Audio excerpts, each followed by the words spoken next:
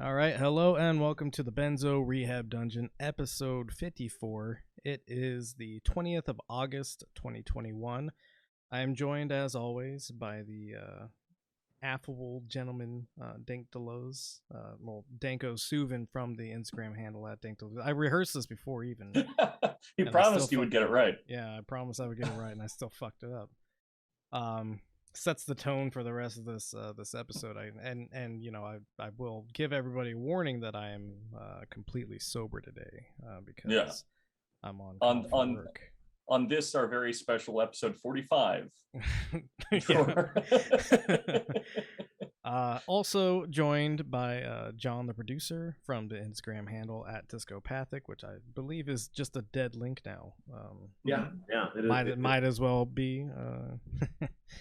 John, can you do one thing which I think would be funny? Yeah, please. What would that be? Just delete the one image that you probably have on there because your PFP is always like on there, right? Delete that and just put up an image of a 404. Of what now? Of a 404 error. Yeah. Oh yeah, actually, I probably should. Yeah. I keep sending people to this Instagram handle that has nothing. Nothing. Do this vanity follow. Yeah. It would be hilarious. Just like 10 years from now, it's just like generate this dead link that's just generating like so much fucking traffic. Yeah. Do you know how many followers you have on there? No. I think he's gotten a couple of pity follows from like probably like old listeners. It's all three of the people on the Patreon are following John, the producer. I don't think we have three people on the Patreon anymore. Probably not. Disco Pathic. Yeah. Oh yeah. Man, 29 followers. That is. Oh shit. And 12 of them are mutual. So like half of the people are people that I know.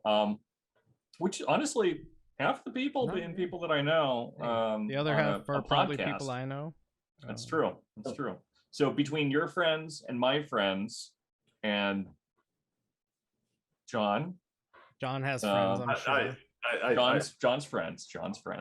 Then I do not have friends. Okay. Oh, you do not have friends. Okay. That's why you're on the pod, right? That is why I'm on the pod. I've actually lost friends recently, and I've just gained listener. Oh yeah, because I now that I have a cool podcast, right, and now that I like do internet panels and things, I've realized that I'm just better than everyone, and so I don't talk to like friends anymore. And when I do talk to them, I'm like, oh, so I see you checked out the last episode of the Benzo Rehab Dungeon featuring Michael Deebs, Danko Deleuze, and John, the producer. And they're like, yes, Dorian, but I need to talk to you about your mother. He's dead. No. That's a very serious conversation that you should have with somebody. And it happens over and over again. They're just, it's probably because I refuse to process what's occurred. But yeah. Well, I'd just like you to know that the accident was not your fault. Wake up, Dorian. Wake up. So we're gonna be talking today about the Nomadology, the War Machine, which is an essay from A Thousand Plateaus, written by who is it? Gilles Deleuze. And Felix Guattari. Yes. The Obviously, D&G boys. The Dolce and Gabbana of philosophy. But before we get into that, I figured we would take a look at one of the more prominent philosophers of our time, Jordan B. Peterson. Oh yes, I missed him. He's his podcast has been interesting to see snippets of, and I may put myself through the trauma of actually listening to a full episode at some point. I think it might be paywalled though. I don't know. I haven't looked too far. Yeah, what is it called? I don't know, man. We'll see. We can play this clip. Well, yeah, let's play this clip, and then we'll go into the incel stuff that he's been pushing. Oh, hold on. It has a fucking wild name. I just found it. Oh. And there's a reason you didn't remember it, because it is very hard to remember given the context. It is the Jordan B. Peterson podcast. Oh, well, who could have guessed? Yeah. I'm surprised he didn't call it something like, I don't know, the benzodiazepam rehabilitation center or something. Yeah, I mean, all of the good versions of that were taken. Yeah, so. True. Some asshole already jumped on that, I guess. All right, go ahead. We really need someone to like work on SEO for us, so that when people search for Jordan Peterson, we actually come up. Yeah, well, we gotta do enough associative kind of episodes. I think you just gotta do enough hashtagging. Enough hashtags and whatnot. All right, sorry. I know we keep on trying to play this. Technical problem with being selfish. Let's say you're only acting in accordance with what's good for you. Which you do you mean exactly?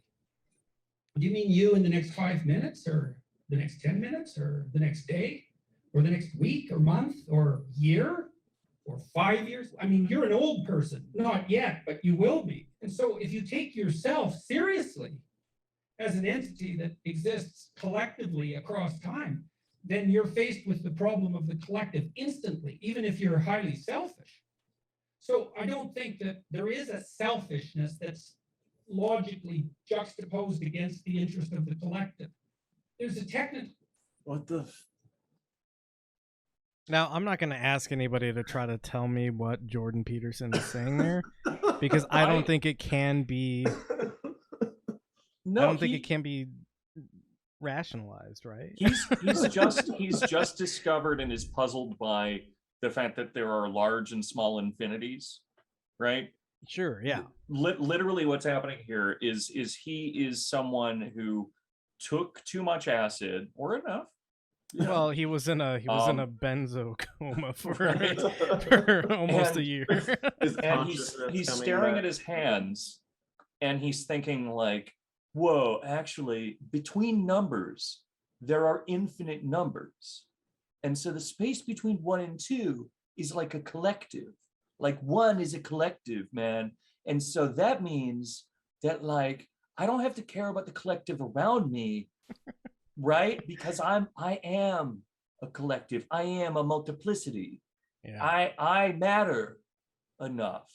Which is, it's so, yeah, I mean, he's literally... And like, the making of this problem. podcast, we discovered that one of us was actually multiple, and we had quite a crowd. Right, yeah, there you go. But yeah, which is, I think, literally and like generously what he's saying, right? He's very generously what he's saying. Like, yes. Literally, that's what he's saying, is that everyone is multiple chronologically, or and so that is innately collective. But wow, what a fucking crazy stretch. Yeah. To go, well, if you think about it, really, I'm multiple because, you know, in the second that we've been talking about this, I've already existed multiple times. Therefore, if I'm selfish, I'm actually helping more than one person. Yeah, exactly. Yeah, I robbed that liquor store to spend all the money on meth because I am a populist. Right. Woo! That rules. So that's a good start. Go ahead and close out this video. Yeah, you should just be able to click off. Let's go to what is the core of rejection? Top right there. Oh, yes. You're perfectly suitable as a companion, but in no way should your genetic material be allowed to propagate itself into the next generation. That's the core of rejection, and it cuts to the bone. It isn't obvious that that's sufficiently understood, how terrified men are of female rejection. That's part of the turning to pornography, I would say. And the advantage of dating sites like Tinder. Wait, so because men can't express their like psychotic urge to try to exist beyond themselves through their offspring. I mean, yeah, he's really saying and like making his way to say that that's also kind of like duh. Not fucking me is genocide. That's actually exactly what literally he's saying. Yeah. That's so good. Which doesn't ring at all like incel propaganda to me. Not at all like a 19-year-old who wants to fucking shoot up his community college.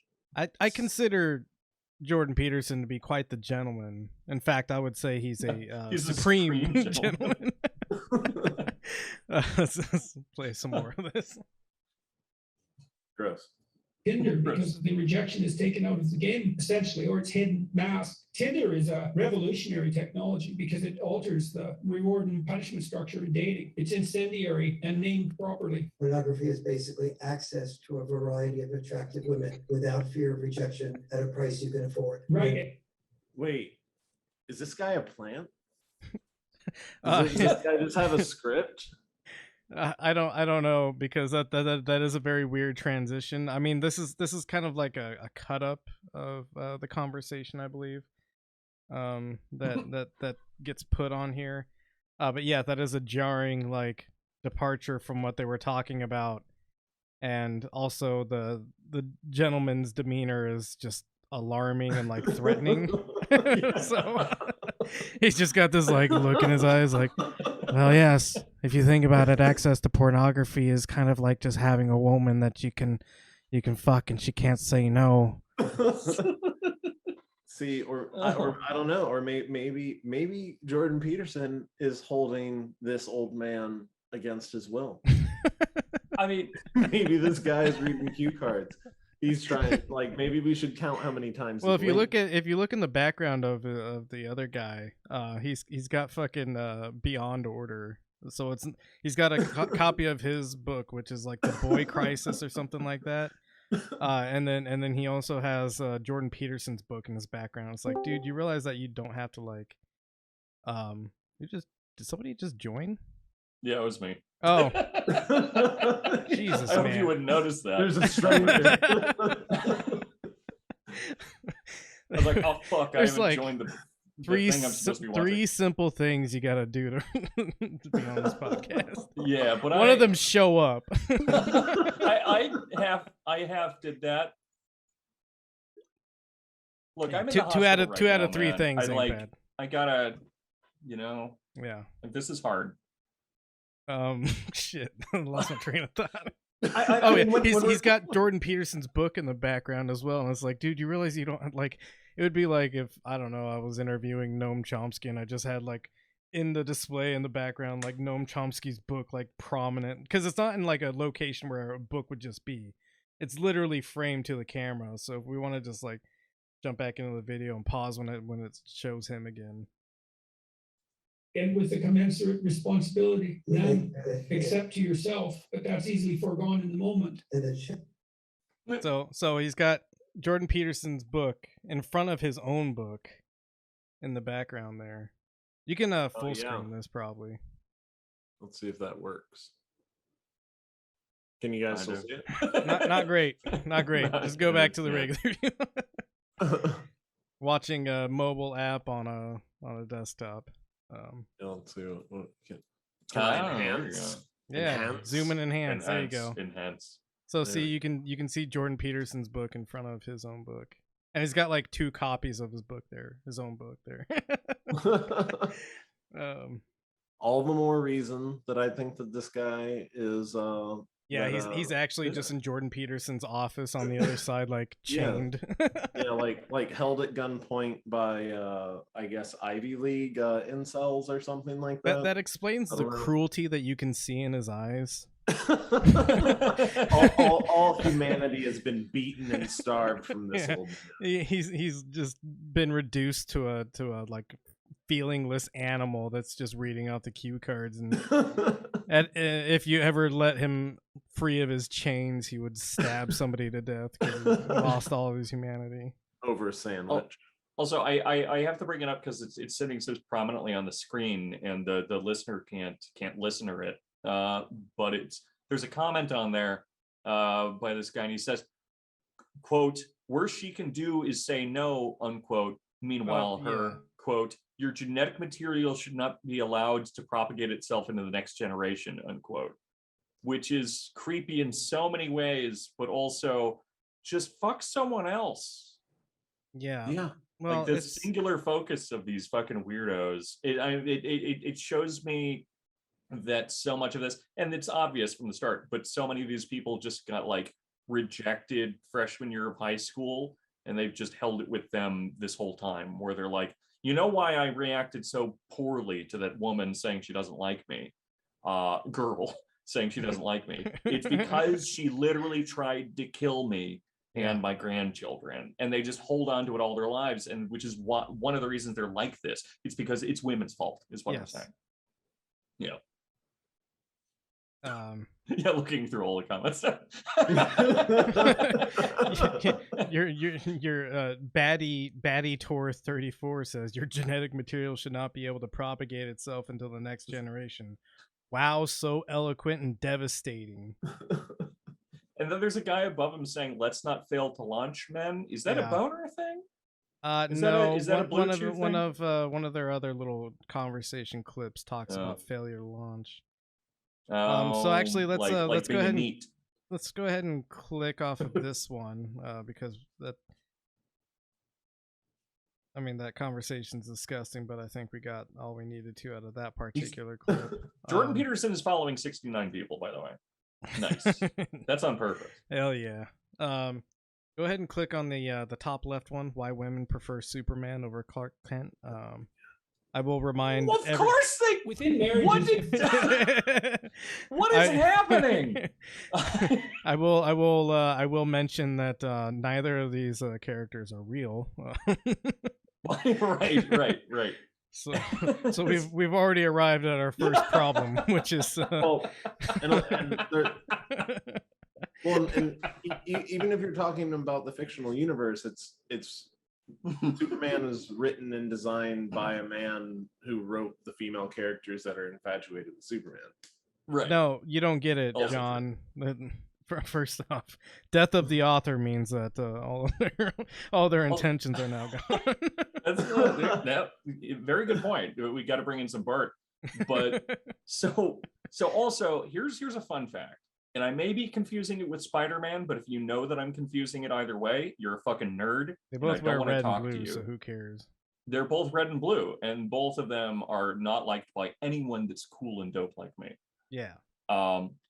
I kind of like suck it, nerds. Anyway, but isn't there an episode comic issue, whatever the fuck, when Superman, isn't there a super thing where Superman has a child with a woman or like has sex with her and it gives her cancer? I don't know, or I think aren't you talking about fucking Mr. That might be Spider-Man.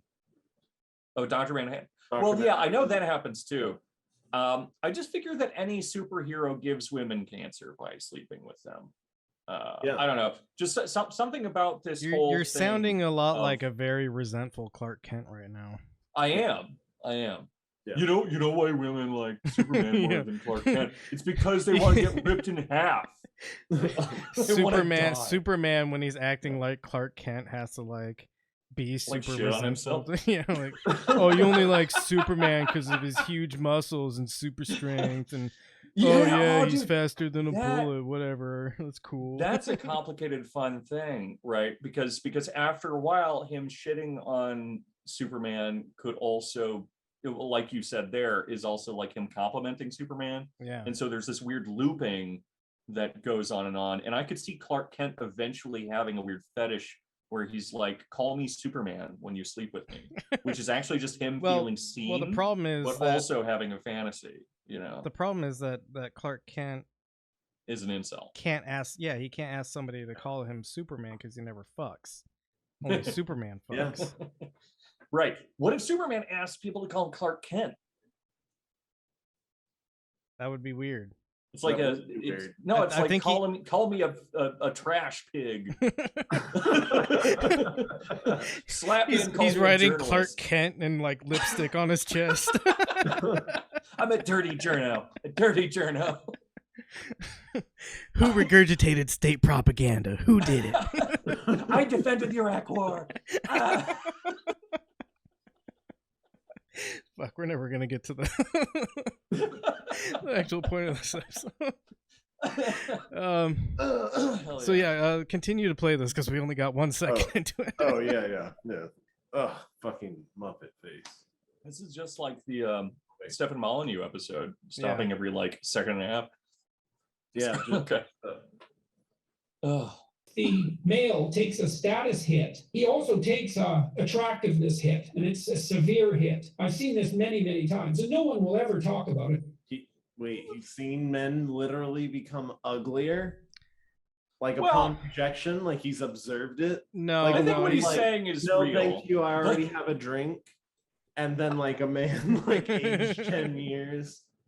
I mean, if like his spine if someone, male or female, like if someone like watches you get owned like in a hilarious way, like or like you trip over a banana peel and then like shit yourself, like the person that you may have had a chance with previously is probably not going to give you a chance after that, unless they like people who slip on banana peels and shit themselves, which are out there. I have met them. I think it mattered. Well, I mean, thankfully. At that point, it's like a matter of like what kind of connection and like commitment you already have.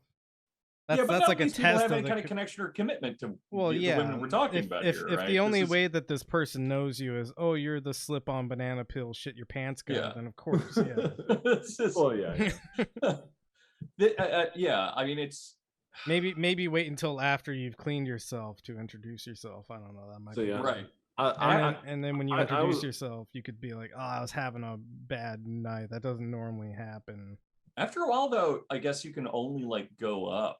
Like Kristen West and Chandler, like the whole Sonic 2 thing. Like, I think they eventually got like a real girlfriend. Right? I mean, this conversation is literally, how can I find a boyfriend-free girl? Yeah.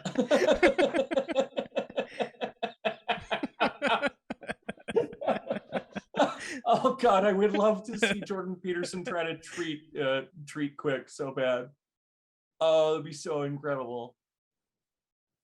Go on, play some more, please.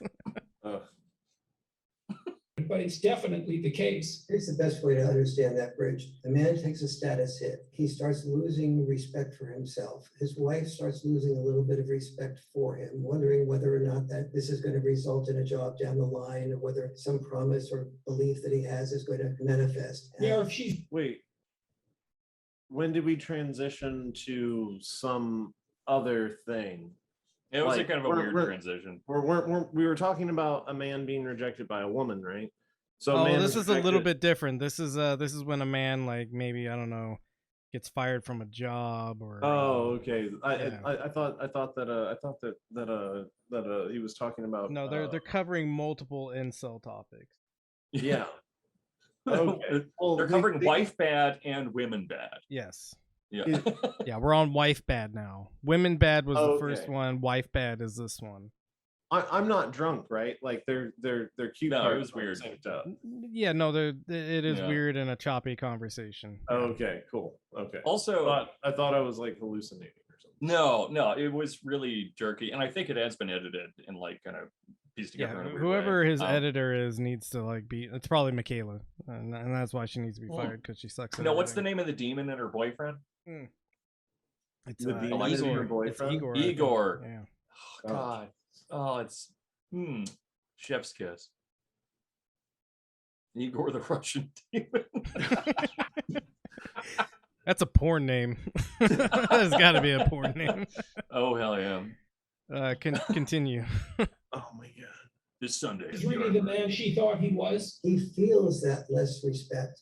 And a woman, it's almost impossible for a woman to love a man she doesn't respect. I think it's now the opposite is true too, but maybe the grounds for respect differ. The grounds for respect differ, and also there's more flexibility with a man on the respect issue. There may not be more flexibility in terms of first falling in love on the duty issue.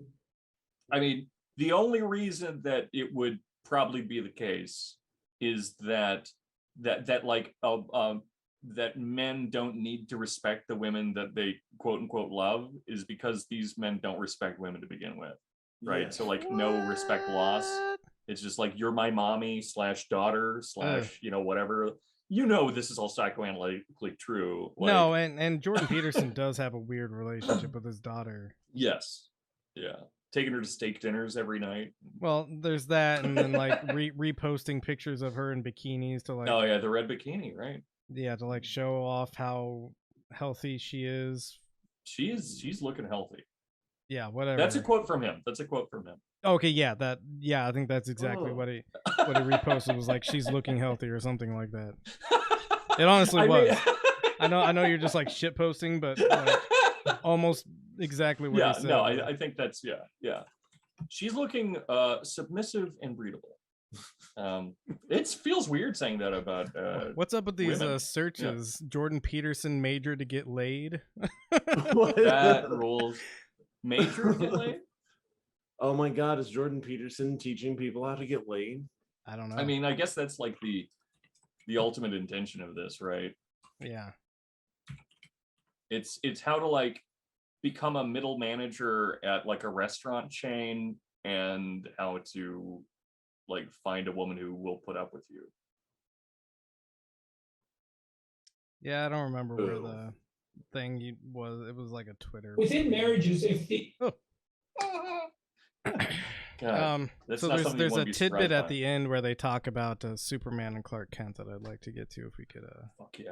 Lay this out. Everybody shut the fuck up. A male takes a status hit. He also takes a attractiveness hit, and it's a severe hit. I've seen this many times. What? I don't know. It sounds like we're starting. Click forward. Yeah, you're at 6 no seconds. one will ever talk about it, but it's definitely the case. This, and therefore they oftentimes brag or boast or overstate their potential in order to be able to make themselves attractive. We see this in so many levels. On the lowest laying level, low challenging, if a woman begins to lose respect, she begins to lose love, and men sense this, and therefore they oftentimes brag or boast or overstate their potential in order to be able to make themselves attractive. We see this in so many levels. On the Lois Lane level. Lois Lane had no interest in Clark Kent, but she fell in love with Superman. Once she fell in love with Superman, she wanted Superman to be able to cry and express emotions. But the man who did cry and express emotions and feelings and sensitive, Clark Kent, she has zero interest in. Women are oftentimes say, I'm opposed to war, but she's much more likely to fall in love with the officer and a gentleman than she is the private and the pacifist. That rules. Isn't that great?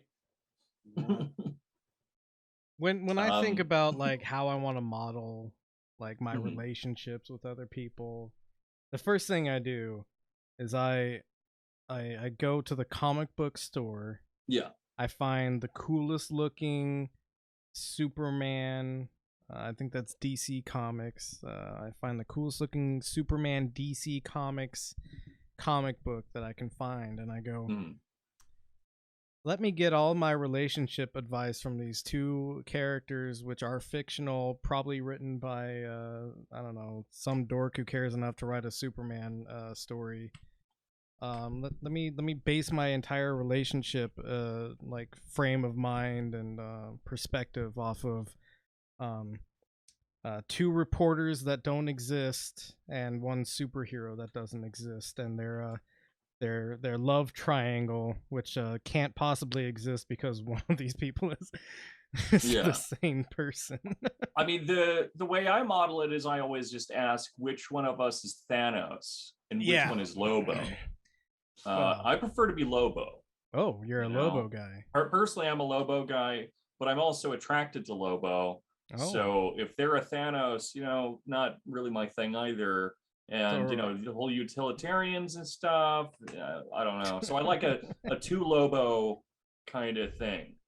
You know, okay. like Lobo y manhunting one another Lobo. through space. You know what I'm saying? Yeah. In Boca al Lobo. In the mouth of the Lobo. Yeah. That's where you put it on. Yeah.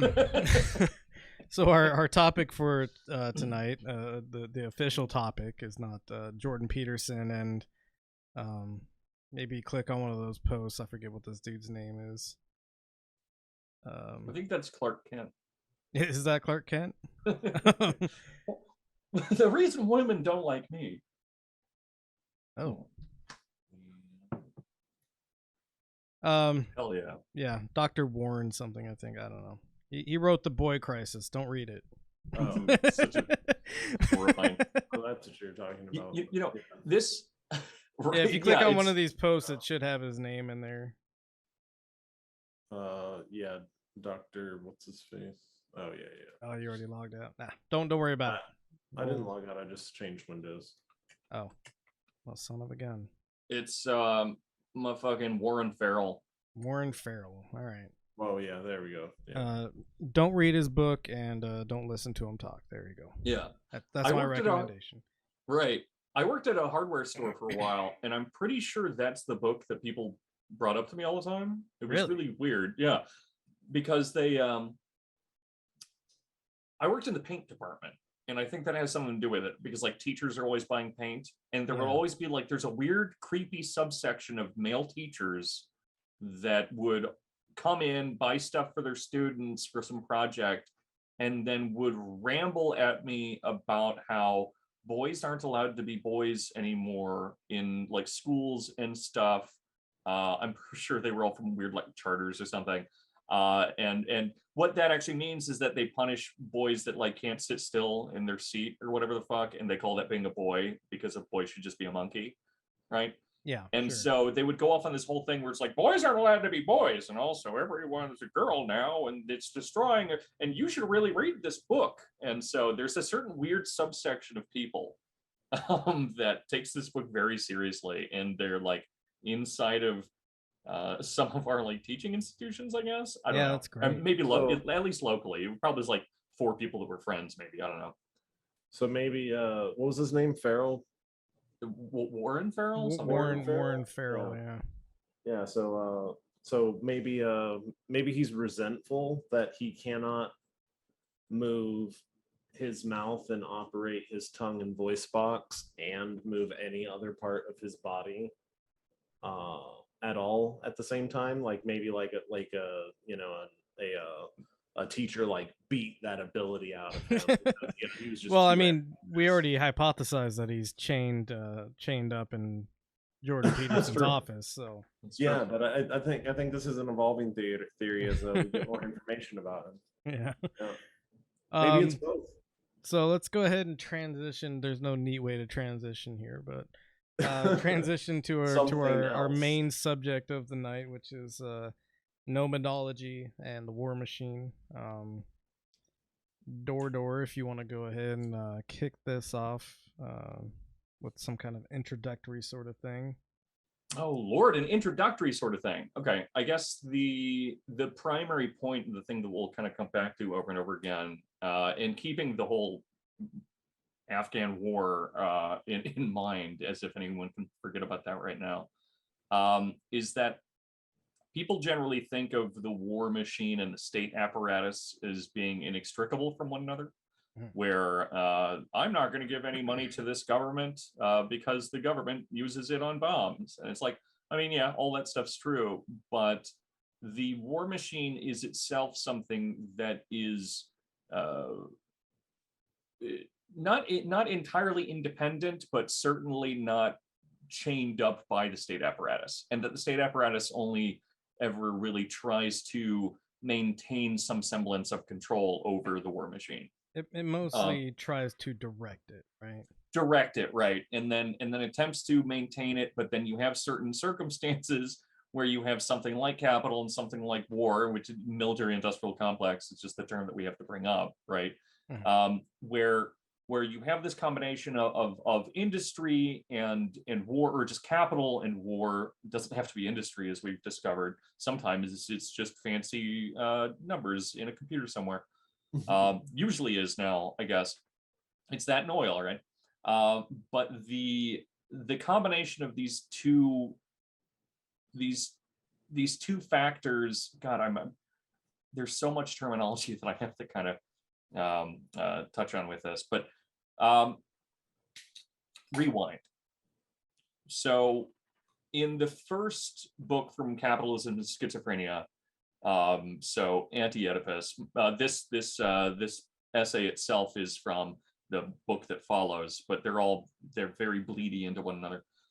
They really end up, as in Deleuze and Guattari, really put together their kind of instruction manual for understanding the way the capital works. And one of the defining characteristics of capital is that, and we brought this up in some of the deep dive episodes, but that it has a tendency to deterritorialize things. And that's why we like money to some degree, right? We like money because of the fact that it melts one quantity down, or one qualitative thing into a quantitative thing, so we can then re-territorialize it into another qualitative thing. So like, I can take a horse, and instead of trying to trade it for, do you want books? No, you don't want books. You want grain? I don't have grain. Instead, everything gets melted down and deterritorialized into numbers, into capital. Yeah. Right. But capital has a weird tendency to do this through all things, qualitative or otherwise. And because everything can become commodified and everything can be brought into a market, whether or not it should. Yeah, and just to interject real quick, when when you talk about like how money deterritorializes things, a term that I think a lot of people will be familiar with is like liquidation, right? If you liquidize your assets, you're turning it into money. And then, when you talk about how like not necessarily like physical objects are always money, it's things like going to a psychiatrist and having, a talk with a psychiatrist for an hour is also turned into money at that point. For exchange. Yeah, I mean, what the fuck is a megachurch doing? Like, exactly. There are all these really weird things that are generated by market capital, where things that should otherwise just be human interactions become, again, deterritorialized and turned into exchange. So yeah, liquidation is a great way to kind of envision a lot of it. And then, yeah, what you were saying with the therapist, that's extremely important too.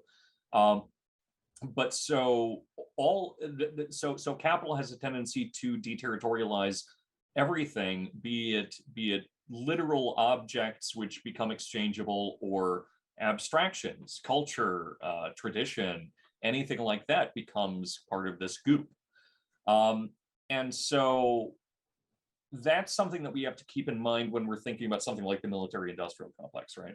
Because the weird thing about the war machine is that, or war in general, is that war moves a lot like what we talked about in our episode about accelerationism, right? Where conflict has a tendency to bounce around and move geographically and ripple, right? And so when you're dealing with something like armed conflict or economic war, like sanctions, anything like that, all of these things are constantly moving and fluctuating and are essentially impossible to control once they begin moving, right? The entire purpose of something like war, and the reason it has to be so strictly regimented, is that it itself can't be, right? It itself has tendrils and moves independently of everything that you want from it. It's chaos, and you have to try to put reins on it. And so you see the like micro politics, like individual soldiers and the way that they have to be trained. And then you see the like slightly larger unit size politics going all the way up into this attempt where the government tries to apply like politics and governmental rules over it. But even with all of these like stratum and new territories that are produced to try to maintain and manage war, war is still able to move through time and space and deterritorialize things and melt everything down, as if we had no control of it, because we really don't. And our attempt to control it just becomes this weird toxicity for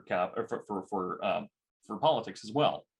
But so because capital and the war machine function so similarly and act so similarly and are so infectious and liquidating, I mean, you can liquidate a person in two different ways, right? Depending on if they're in a spreadsheet or like in Baghdad. But because they work so similarly, they are extremely good bedfellows. Yep. And can really amplify one another. And if you think about, again, this deterritorialization and reterritorialization concept, we're talking about the extension and removal and modification of territories. And I mean, what does that signify, or like, how is it better metaphorized than in like literal war, or literalized even? Right. It's the moving and changing of territories. So on that subject, real quick, before we keep moving on, right. the link that John has pulled up right now is the 20 companies profiting the most from war. You want to scroll near to the bottom. We're gonna see a couple of like big I guess offenders. Keep going. Like go to like number 3, I think is where it starts really. Mind you, we're scrolling through a list of people that have tried to recruit me because I had a technical job in the military. Right. Oh, bassist. And every time they try to recruit me, I essentially just kind of tell them to fuck off, or I'm like, no, I'm not even remotely interested in your right. operation there, bud. The last one was General Dynamics, and I was like, you gotta be fucking kidding me. So go back up to Raytheon. And this is so Raytheon makes quite a bit of money, and the way that and this is kind of relating to how the war machine kind of deterritorializes and reterritorializes people. Go ahead and click on the Wikipedia link that I brought up, the next one over. Scroll up a little bit. You're gonna see a list of people. Keep going. All right. Wow. So this is our last couple of Secretaries of Defense. If you want to go down to the very bottom. And look at those beautiful faces.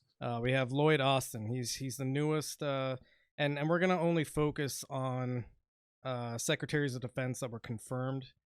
Not any of these acting guys that Trump had for like literally 2 days is one of them. Wonderful. So good. How much of the government was just like acting? Because a shit ton of it, and that's why like if somebody like decent wanted to like take over and like, I don't know, do some good, they could literally do what Trump did and just have acting people and like making the same decisions but just never confirmed by the Senate, and like, oh hey, we're doing good things and nobody can stop me. But nobody will ever do that. I mean, that's literally how they do bad things, or not. That's how they do bad pretty things. Close right. how they do bad things too, right? Yeah. No, that's what I'm saying. Like they could do exactly what Trump did, but for good, but they don't do that. Right. So we have Lloyd Austin. Go ahead and click on the next link.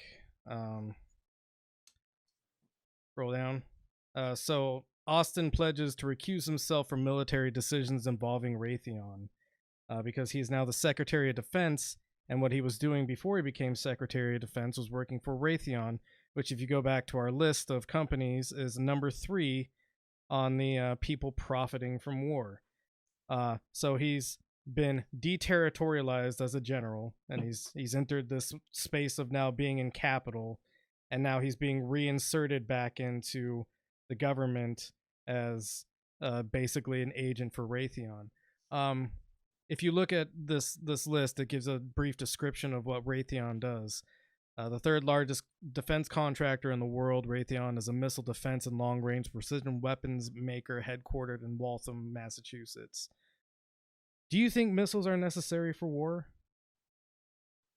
because I think missiles are kind of necessary for modern warfare, or like will be used no matter what kind of warfare engagement we enter. Okay, that's what you mean. Yeah.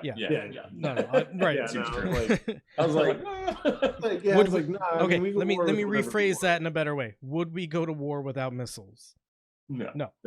How can Austin recuse himself from any decisions with Raytheon, who makes all the fucking missiles that we use anytime we go to war? Boeing makes some of them too. Okay, I'm sorry. You're right. Well, what's weird about Boeing is they're such a shoe into all this that they don't even try to insert SecDefs anymore. Yeah. So let's go back to our list of Secretaries of Defense, the Wikipedia article. And let's scroll up to the next white name. That's Mark Esper. All the yellow highlighted ones are acting. So Mark Esper. Actually, if you scroll up a little bit more, there's something funny. You'll see Mark Esper wasn't acting for a while. Yeah. He wasn't acting for a while, and then he was eventually. And then there was Richard V. Spencer, and then there was Mark Esper again. Are they using different pictures? Oh my him? God! Why? Yeah, they're using the picture that they took when he was acting, and then they're using the picture that they took when he was confirmed. I cannot wait for the the Nixon tapes, but it'll be like the Trump tapes where like all these like the SecDef was like this apprentice style show or like some type of contest, where they had like training periods, but it's like, oh, we're gonna try somebody else, Mm-hmm. Like Esper, you're liquidated. So 2 links to the right of this, I pulled up an article about Mark Esper. Scroll down to the third paragraph. First off, the second paragraph, he worked for the Heritage Foundation.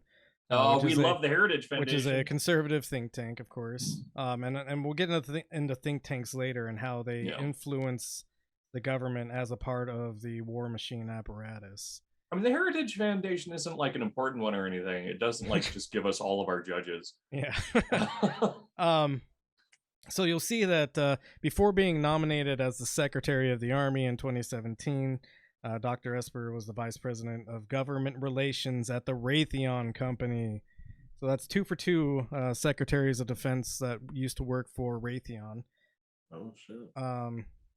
Go back to our list of SecDefs. Scroll up to Jim Mattis.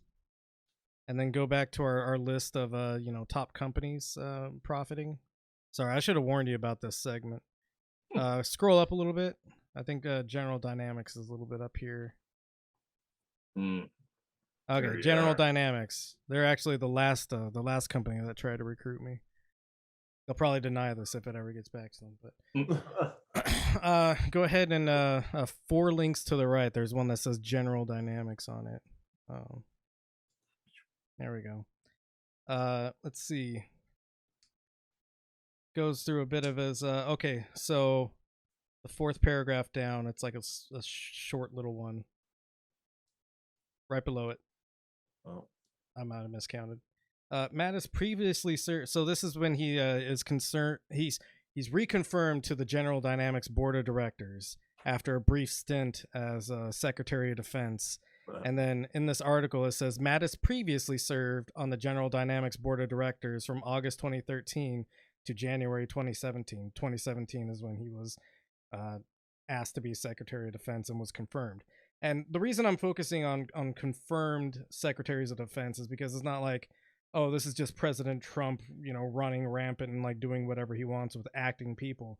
In order to become Secretary of Defense confirmed, you have to be confirmed by the Senate. So the Senate has decided, despite all this guy's clear conflicts of interest, he can be the Secretary of Defense. Yep. I went all the way back, and we, for the sake of time, probably shouldn't go through all of them. But the last Secretary of Defense that we had that didn't have like obvious extreme ties to one of these corporations was Leon Panetta. Both Hagel and Ash Carter worked for a bunch of like think tanks, and again we'll get into think tanks later and how they influence the flow of you know, how we determine what wars we should go into. Oh wait. So go ahead. Leon, I'm sorry, Leon Panetta was the last what do you call it? Internally promoted secretary. Yeah, he was one of the he's basically the last guy that had no like, and to be fair, he worked for the CIA, so yeah, not great. They're also a group that like influences the war machine and where we go to war. So, well, yeah, but I mean, like, but yeah, he was a government guy through and through. Yeah, yeah. I mean, is it better? I mean, no, it's not. It's not better at all. But the argument I'm making is how closely tied all of these secretaries of defense we've had for like the last since 2013. So, you know, 8 years. Yeah, now. but he did bad stuff for patriotism. Yes, absolutely. But all these are garbage people. I mean, Donald Rumsfeld is 2 up from him. Okay. Rest in hell, bitch. Every single one of these guys belongs in hell, and if there is a god, is in hell right now. I mean, the non-living ones. So yeah, I just kind of wanted to go into the back and forth play between capital and inserting itself into roles of government so that it can direct the war machine. Again, you know, the government tries to direct the war machine, but really the war machine is directing the government in a lot of cases. Yeah, because corporations have a lot of interests that they need guns for. Yeah. Right. Go ahead, Dorian. I mean, a couple things that may be necessary to bring up with this is that the way that at least D&G envisioned the war machine is it's subtler in some ways than what we might imagine, and this idea of someone being like deterritorialized personally and then placed in a new place of power is not like necessarily a bad way of viewing it, but there's a good way of kind of building off of or modifying that would be that there are always flows, right? Everything is constantly flowing into everything else, and there's constantly movement, and everything is effectuating and affecting everything else.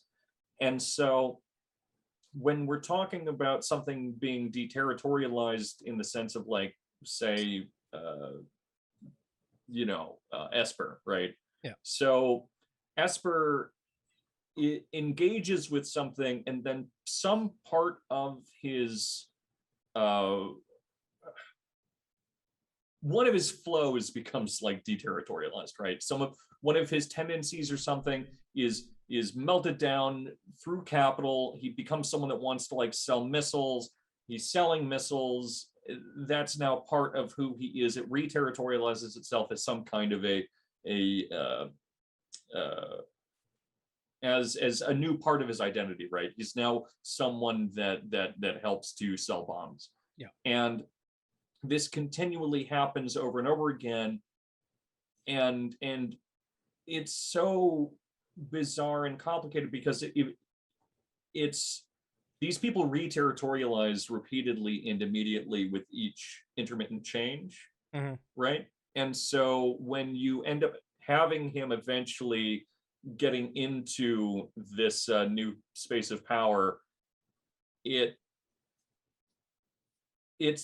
like there's this almost infinite flow of deterritorializations that's being carried through this person, sure, and connecting into the government. And so it becomes even more complicated and bizarre than just a person who's kind of a bad actor, because it just shows you that there are flows and kind of these spider webs that are reaching from everything into everything else, right?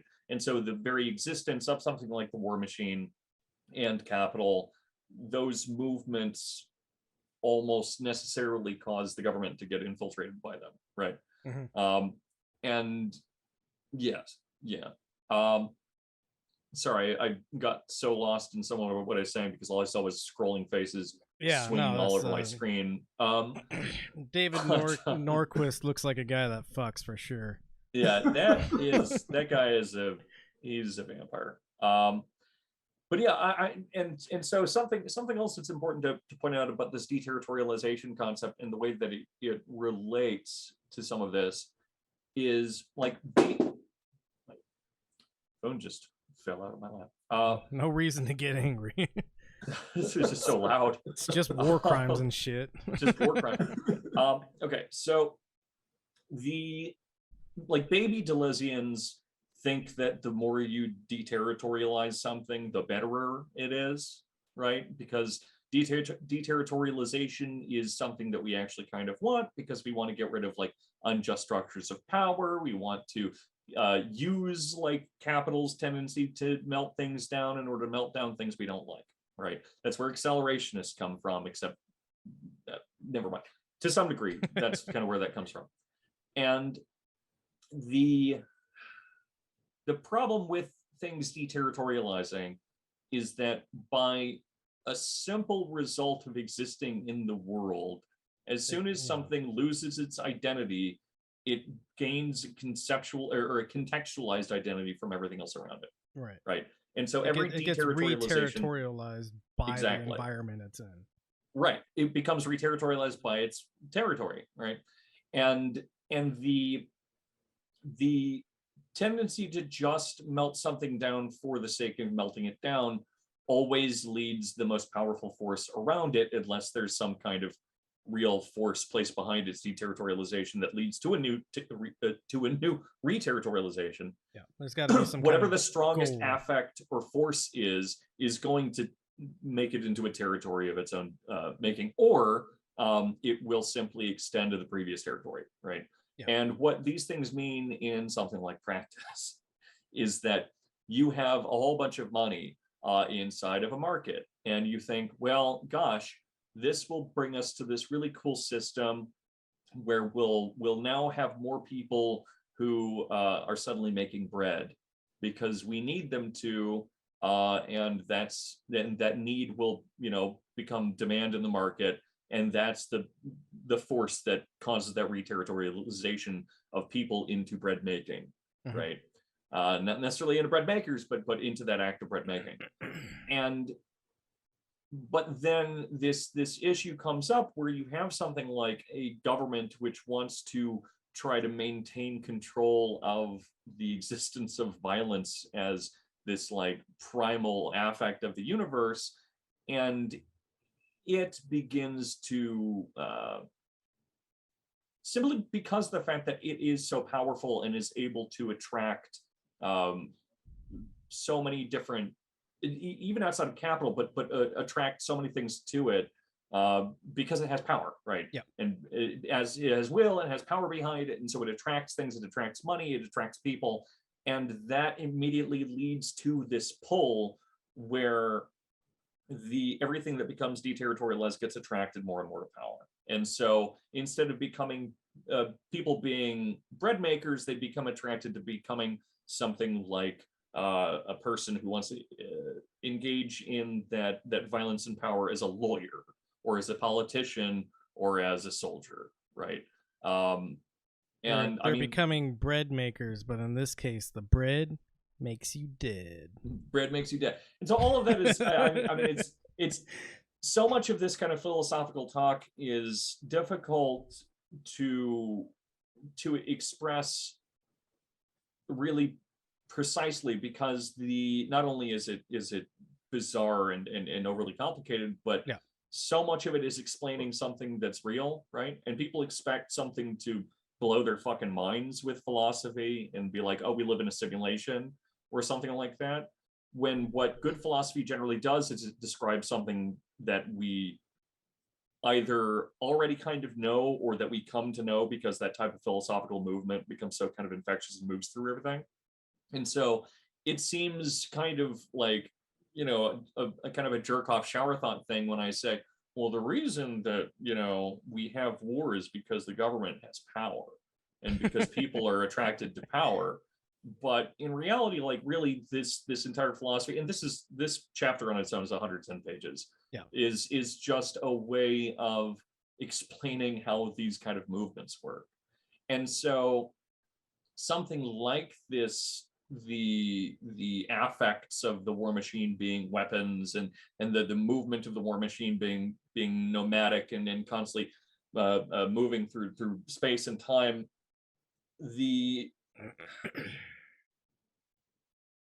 it represents a whole lot of things that are still things that we would and should like, right? It represents, like I was saying with the baby Deleuzians and deterritorialization, that it does give us the opportunity to problematize things. Like really, that's all that war really wants to do. It wants to have conflict. Like so it produces conflict. And so by producing like the conflict, old adage that, you know, when you're a hammer, everything starts to look like a nail, basically.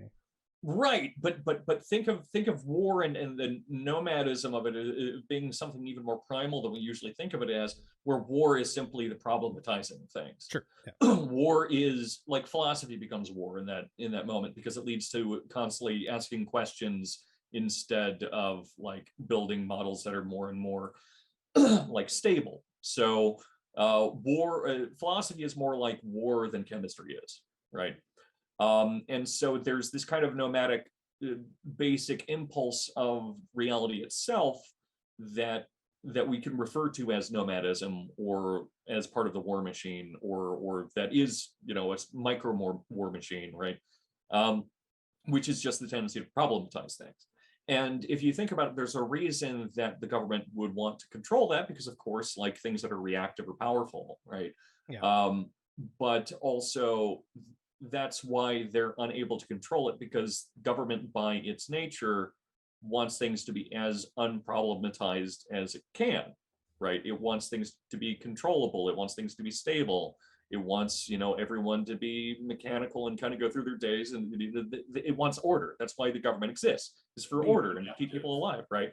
It's but then politics is something that's also innately anti-government in this bizarre way too. Politics is another extension of this war machine, because all politics is the usage of this problematizing impulse in order to gain control of being the person that is kind of orienting that stratum or those forms of stability. Yeah. And so you see it literally everywhere. Like your body is engaged in the affects of war all the time. Your government is.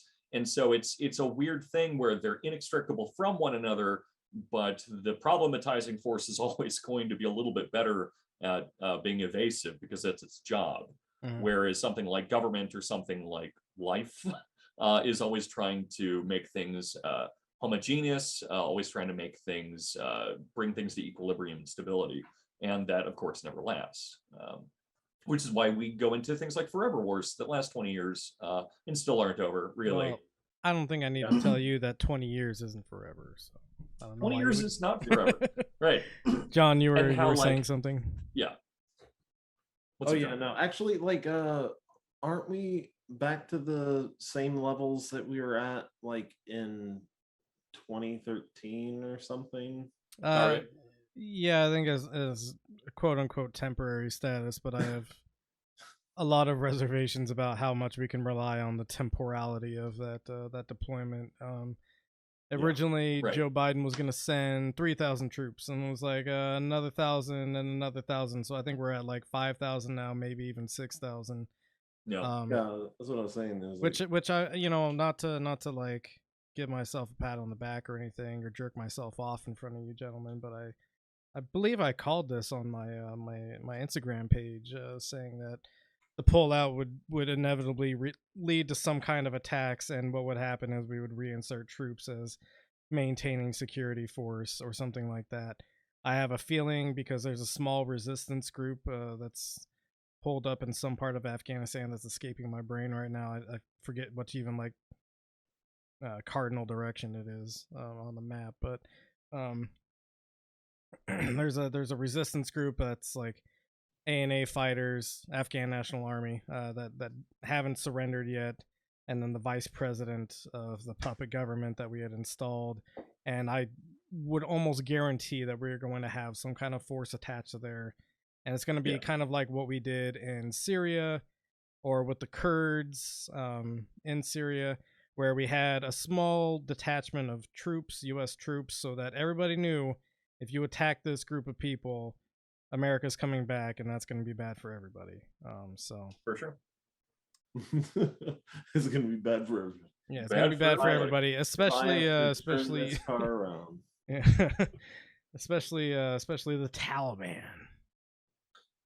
Yeah, I mean, it's good that we've never like made the mistake of arming some kind of revolutionary insurgency in Afghanistan against like a larger force. Well, and that's where you start getting into like, you know, as much as we talk about like the nomadology of the war machine, like where the really truly like insanely nomadic pieces of the war machine are is the CIA, which runs all these programs that arm groups like the Mujahideen, that run projects like literal actual death squads that are made to kill children in Afghanistan, to terrorize people into never resisting, which is a real article you can look up. Just look up Afghan death squads.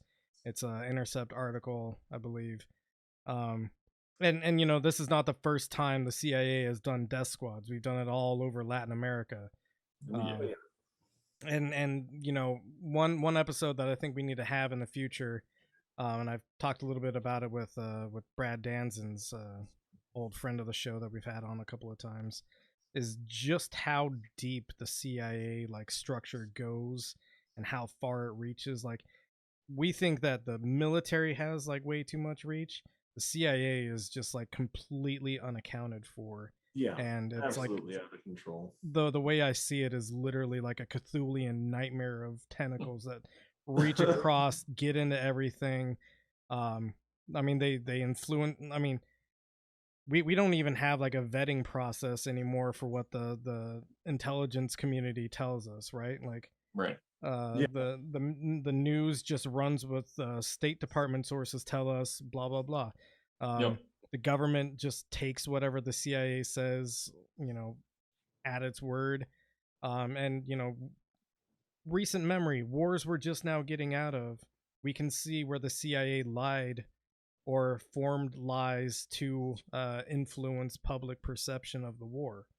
So yeah, the CIA is just its own like insanely unaccounted for force within the whole war machine that influences the whole war machine. Yeah, and when you're dealing with like a journalistic apparatus that needs to act as quickly and really as like kind of violently as it can, when you're given the opportunity, it's like an intelligence agent told us this thing that's probably a lie, like you still have to report it because someone else will. It's going to get clicks, like it's going to get put out there no matter what, right? So it's interesting period for propaganda for sure. But yeah, I mean, that's really kind of the general gist of this war machine stuff, but it's I mean, of course it gets so much deeper, but there's kind of like a curve. I think this is a good like overview of like general principles in it. But I think go ahead. I think that one thing that we should keep in mind is that the wars as events are also something that is subject to this same concept of well, but in the sense that, you know, war is such a primal tendency for, you know, everything, even on down to like a molecular level, right? In some sense, I would argue. But war and this tendency to problematize in order to grow and whatnot, and kind of this nomadic shrinking and dissipating and then reemerging, all of that is something you see temporally, in the sense that, like, did the Second World War was an extension of the First World War. Yeah. And Vietnam was honestly really just kind of an extension of World War II in a distant sense. Yeah, I mean, because you would then have Stalinists, and then that leads to all these different things, right? Well, and the and Civil like, War is with still the- certainly something. The Cold War never ended. Like, Yeah, was that and to like link because people will probably hear the Vietnam War as an extension of World War II and be like, Yep. dude, those wars are like 20 years apart from each other. Well, before America even enters the scene in Vietnam, you have the French, and the French, I was talking with our friend Teddy K earlier. The French had teamed up with former SS officers in order to go into Vietnam and conduct how else their do you own kill communists? Yeah, and You use conduct their Nazis. own conduct their own war there. Yeah. So, and then pretty much immediately after the French leave is when we have our false flag event that leads us into Vietnam, and Right. Like what? So what? I'm gonna ask this rhetorically and then answer immediately, because I don't want to do it like a guess was in my pocket thing. But like, what differentiates? Yeah, just a spare penis. It's a bag of dicks. But what differentiates a moment from an event, right? And the thing that differentiates that is that an event, and this is something from like Badiou, but an event is more or less greater than the sum of its parts, right? Mm. Where moments just continue to occur, but an event produces this expansive version of itself through our group subjectivity. Yeah. And so people are always for the same reason that we end up viewing like history as great man theory, we also think of it as like great event theory, because it's easy to look at a timeline and be like, oh, on that little hitch mark, that's or hatch mark, that's where Hitler died, and then the war ended, and then here is Vietnam, and here's Korea, and like here's Alexander the Great and stuff. But with this nomadic tendency for wars, that it simply dissipates or shrinks and then swells back up elsewhere. Like it just doesn't go away. Wars simply do not end. And, I have not lived in one, but I am confident saying from what I've read and from what I've heard from people that spaces after wars occur are still spaces of war. Yeah. Right? like they're still war zones. Afghanistan still to this day, after our occupation, has minefields from the Soviet invasion. Yeah. Yeah. Or like in like a subtler but also very unsubtle sense, like a lot of people respond strongly to the rhetorical language like the war on women or something like that. But there is literally still a war being waged on, locally, like California, against Mexicans, right? And like just Black people in the U.S. And they're just extensions of previous wars, like literal physical conflicts that we had that are just rippling through history in a different way.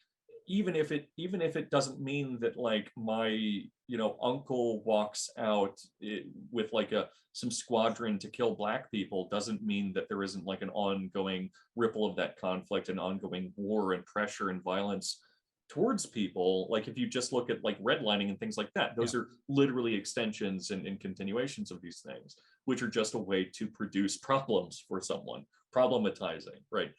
So it's there's that whole like war never changes thing, and it's more war never ends.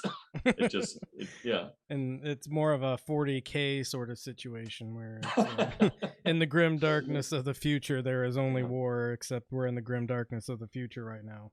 I've been playing Warhammer Total War 2. That's very cool. Pretty grim dark. So I promised we were going to get into think tanks a little bit. Okay. Oh, tonight. That's what. Okay, cool. Yeah. Very briefly. Yeah. If you could go to the one that says Rand, it's got a purple icon. So this is from the Rand Corporation, which is a think tank, and this is them basically admitting to themselves, but they think this is a good thing, of course, But this PDF that you can find, you can just search RAND, how think tanks interact with the military. And they've got a nifty PDF that shows their research and how think tanks influence the military and the government and how the government proceeds with operations. What? Do they? Yeah. They influence that? So if we want to go down to like the first couple of paragraphs, I think there's like an example that just like yeah, so go ahead and stop right there.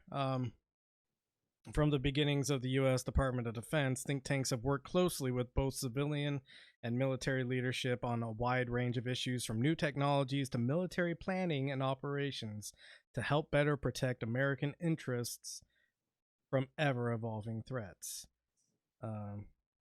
Like the DoD civilian leadership, the uniformed military services require high-quality, objective research on geopolitical trends and the implications of different foreign policy options. Among other things, such as research is necessary for realistic scenarios to guide planning and program evaluations, and to develop an understanding of probable constraints on operational flexibility. This is them literally saying that we program how wars work. Yeah.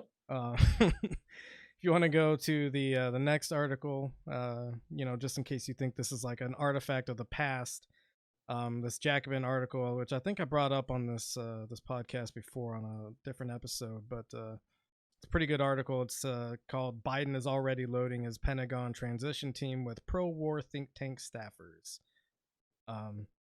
So when you say that war never ends and what's happening is we're pulling out of Afghanistan now, what we need to consider is, where are we going next?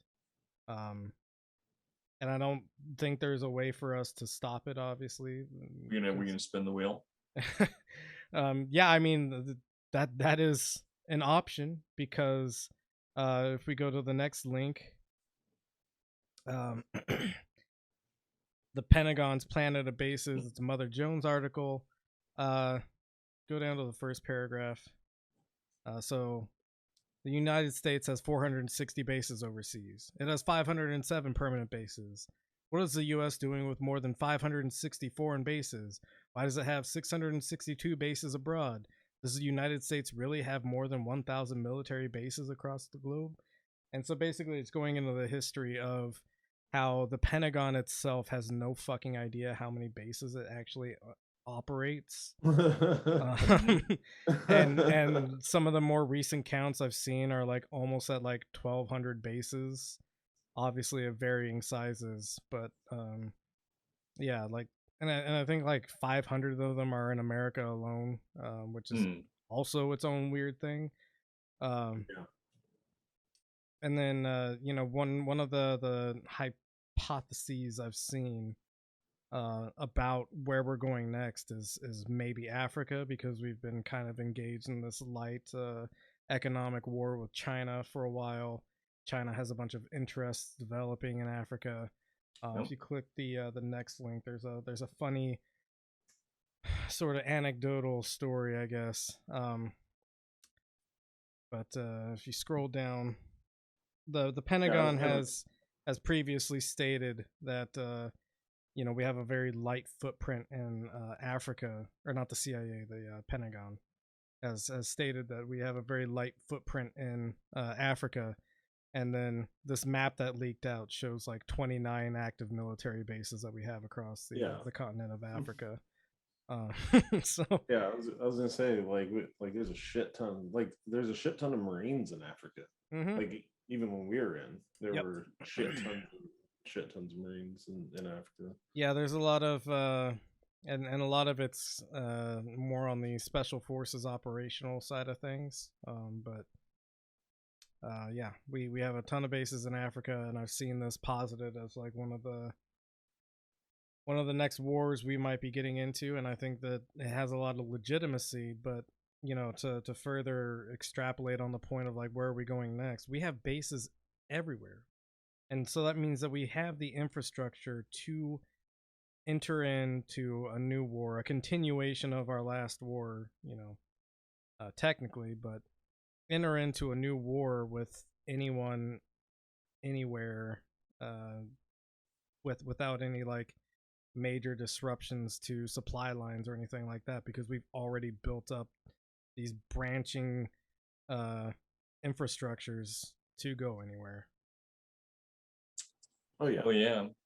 And you know, with the way that China interacts with, I mean, of course varies all over the world, but one of their tactics for like producing influence in Africa is that they essentially like go to a government and say, hey, we're going to build you a bunch of highways and like a dock and shit.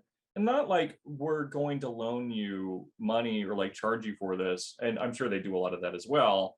But they're just like, oh, we're just going to build this dock here because it'll be good for us. And but also because it'll garner a little influence and we'll be able to like maybe deal with you in some way in the future, which is not a stupid way of doing things, but we want to do it with air bases and no, and you know, let's be clear about what China is doing is essentially like, I don't know, let's imagine Africa is a maple tree and China is just stuck a little tap into the side of it, and they're like, oh, we're not asking you to do anything, but if some resources happen to leak out into this bucket, that'd be cool. Yeah, I mean, I would say that they're just fattening up a pig, right? Well, yeah, versus us who's just like stripping off pieces of it while it's alive. Right, yeah. No. But I mean, your analogy isn't too different than mine, where it's just like, yeah. The bucket may get filled with delicious tree sap that I turn into syrup. Right. But yeah, I don't know why I turned Africa into a maple tree. That's not native to the region or anything. Yeah. I also didn't mean it. You got Africa's not a pig. Yeah, it's not one giant pig. All Africas are not all Africas. All right, so let's go ahead and just hard cut it here. We'll all right, bye. So if you've listened thus far, thank you very much for listening. If you would like to support the creation of this broadcast and some side projects that, swear to God, eventually will come to fruition, please go to patreon.com/theBenzoRehab, or sorry, I think it's just Benzo Rehab Dungeon. You can look up Benzo Rehab Dungeon on Patreon and we'll get you there. Or go to the link tree that's in the Instagram bio, also linked in wherever we post the podcast. Dorian, do you have anything you would like to pitch?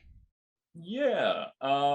I want to thank everyone who came to the Memes and Philosophy panel through Foreign Object. And that's Object with a K. You can find them. They've got a website. You can Google search it or just find them on Instagram. But that was really fun. I was not looking forward to my entire weekend being spent on panels, but I ended up loving it. So that was cool. And also the workshop is still out of session for a couple more weeks, but I think the second Saturday of September we will be back. On September 11th we're returning, and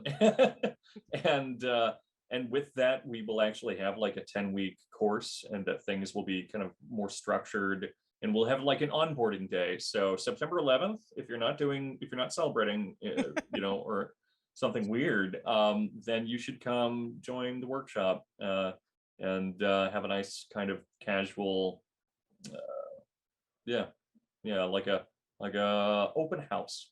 Yeah. Syllabus day. Future of the podcast, we will have canceled.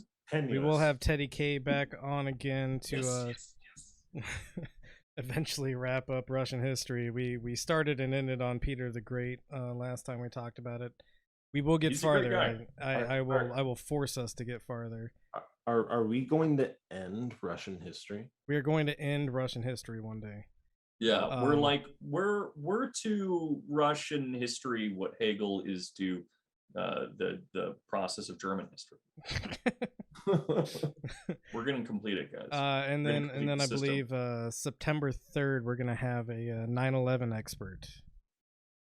I don't care. They're gonna love that term. Yeah. I don't care if they identify as that or not. And 9/11 scholar. I hope they hear this. No, 9/11 expert. Expert, and not our Twin Towers expert. Yes. Yeah. Great. Google Building 7. So we got some guests lined up. We're still working on a date for when we'll have Teddy K back. I believe mid to late September we're gonna have a witch expert. I'm just gonna call everybody experts. Yeah, you got everything. We're gonna have a witch expert on. No, we're gonna have somebody who has studied witchcraft, and I forgot to ask her exactly what region. I think it's New England is what it was, but yeah, okay. Yeah. So we'll have her on as well. So pretty good guest schedule lined up for us, which I'm excited for. Speaking of witches, check out I don't think the second episode is up yet, but the first one is for Bringing Down the Grindhouse. Yes. Yeah, my third and fourth sit down with them. You should check it out. I was pretty happy with those, so check them out. All right. Well, as always, we love you. Please take your medicine. Please take mine too. And make sure to share with your friends. Hi, Michael Deebs here, with no gun pointed at my head. Please know that all content created for the Benzo Rehab Dungeon is and always will be freely available. However, if you would like to support this creation of content, we here at Camp Benzo would appreciate it, as the production itself is not free of cost. Anything donated will go to covering the various subscription fees maintained for content production or improving and expanding the content produced. If you are able to, please head on over to patreon.com/BenzoRehabDungeon. We also have shirts for sale on Teespring, all priced as low as we can get them without turning much or any profit. They are mostly so that you can show your loved ones that a necessary intervention may be on the horizon. Links to the merchandise storefront and our various social media profiles can be found on our link tree, which is the word linktr.ee/BenzoRehabDungeon. As always, we love you. Please take your medicine.